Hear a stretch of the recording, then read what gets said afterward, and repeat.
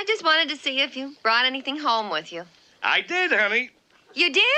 What? An appetite like an elephant. Too bad you don't have a memory like one.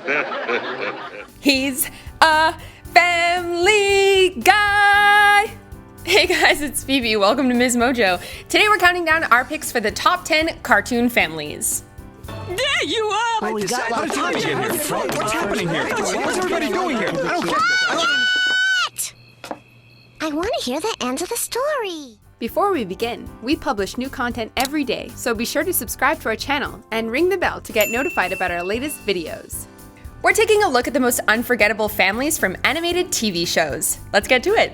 I don't see what that has to do with the discussion. Dogs eat in the kitchen. Yeah, dogs eat in the kitchen. Number 10, The Belchers, Bob's Burgers. Big day for another reason, too! Linda, I'm in the middle of my pep talk. By the time Bob's Burgers hit the airwaves, the Fox network had already established a standard blueprint for their animated sitcoms. A flappy-chested father figure, a nurturing wife, and 3 mischievous kids. So at first glance, the Belcher clan didn't seem like the most original of creations. Once viewers tuned in though, they quickly found that these characters are anything but stock. Each family member brings something to the table that makes them one of a kind. From Tina's erotic friend fiction to Jean's musical gifts, to Louise's homicidal tendencies, to Linda's obsession with Tom Selleck. Plus, how can you go wrong when H. John Benjamin voices your titular character? Jean, your foot is down the back of my underwear. It's warm down there. Number 9, The Louds, The Loud House. Ever wonder what it's like to grow up in a big family? The Loud House will make any only child wish they had a sibling or 2, or 10 in Lincoln Loud's case. Lincoln not only has the distinction of being the middle child in his family, but also the only boy. All of his sisters have colorful personalities, ranging from bossy, to harebrained, to musical, to comical, to sporty, to gothic, to glamorous, to messy, to brainy, to, well, poopy. Since every member of the family is so radically different, not a day goes by without confrontation. When push comes to shove, however, they all share a mutual love and respect for one another, making for an ensemble piece that's as hilarious as it is heartwarming. Number 8, The Turners, The Fairly Odd Parents. Hey, short stuff! Guess what? We're going to the movies! Timmy Turner not only has a set of biological parents, but 2 fairy godparents as well. Interestingly, Cosmo and Mr. Turner share the same voice actor, as do Wanda and Mrs. Turner. This creates a dynamic somewhat reminiscent of Peter Pan, where Captain Hook and Mr. Darling are habitually played by the same performer. Likewise, Timmy is often confronted with the inevitability of growing up, which means his magical adventures will eventually come to an end. Through Cosmo and Wanda's guidance, however, Timmy discovers that becoming an adult isn't something to be feared, but rather embraced. I mean, did you see what a cool adult I'm gonna be? He ultimately finds that his birth parents, despite their faults, would go to the end of the world for him. We love you! But I love you more! Number 7, The Pines, Gravity Falls. My name is Dipper. The girl about to puke is my sister Mabel. Creator Alex Hirsch largely based The Pines on his own family. Hirsch grew up with a twin sister, which explains why the bond between the practical Dipper and the impulsive Mabel is so genuine. As for Grunkle Stan, Hirsch drew inspiration from his grandfather of the same name. Of course, it's probably safe to say that Hirsch's childhood summers didn't consist of any gnomes, mermen, or time travelers. In that sense, the Pines got to live out Hirsch's wildest fantasies, and it was a blast unraveling the mysteries of Gravity Falls with them. One mystery that remains unsolved is exactly what Dipper and Mabel's parents look like, but perhaps that's better left to the imagination. Number 6, The Flynn-Fletchers, Phineas and Ferb. So, Ferb, what do you want to do today? This cartoon follows a routine formula. Stepbrothers Phineas and Ferb build something extraordinary, big sister Candace tries revealing the creation to their oblivious parents, and their pet platypus provides a deus ex machina. You'd think this would get old after 104 days of summer, but it's the unique characters that keep things fresh. Speaking of unique, it's rare that you see a show about a blended family where blood relations are of little consequence. Phineas and Candace aren't biologically related to Ferb, but they don't treat him like an outsider. It's never even revealed what happened to Phineas's dad or Ferb's mother. It doesn't seem to matter, because family is where the heart is. Mom remarried? What happened to Dad? Funny story, actually.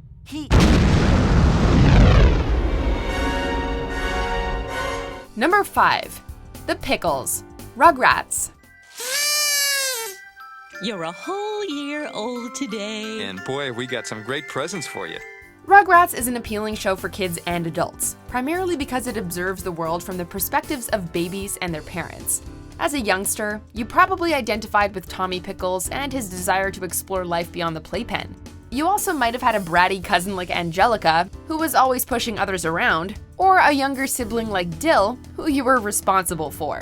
Now that you're all grown up, however, chances are you gravitate more towards the older members of the Pickles family. Remember when Stu was forced to make chocolate pudding for Angelica at 4 a.m.? Anyone with kids of their own can definitely understand his frustration. It's 4 o'clock in the morning. Why on earth are you making chocolate pudding? Because I've lost control of my life. Number 4. The Hills. King of the Hill.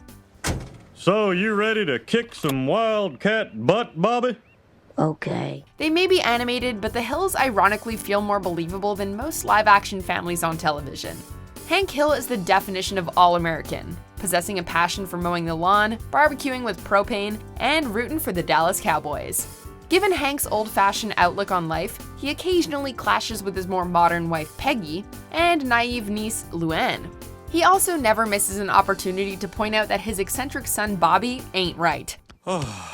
6 a.m. and already the boy ain't right. Even if they aren't always on the same wavelength, Hank's dedication to his loved ones can't be denied. And the family dynamic the Hills share is certainly a relatable one, especially if your home base is in Texas. Peggy, you were right. You were right about everything. I know, Hank, but I need you to be more specific. Number 3.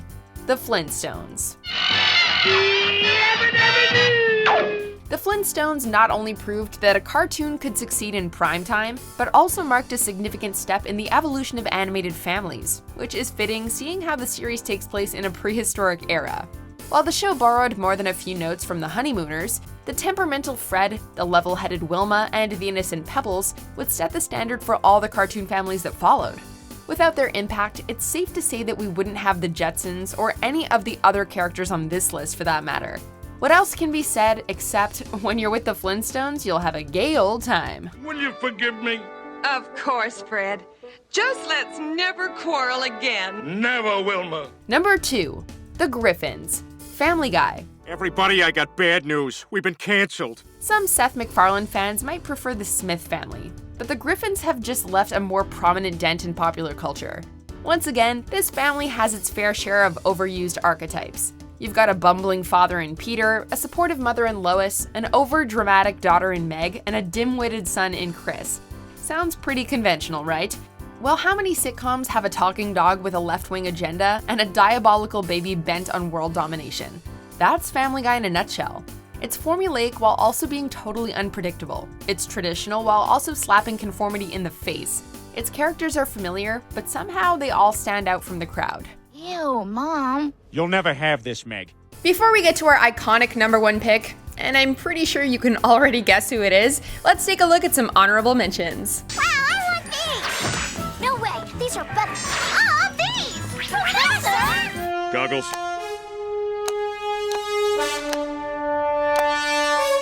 All right, let's do it. 3, 2. Everybody buckle up.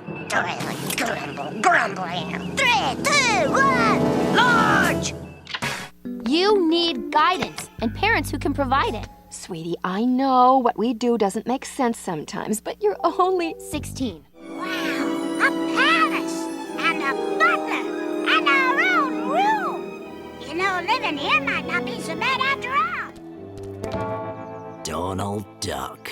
Uncle Scrooge. Uncle Scrooge? Number 1.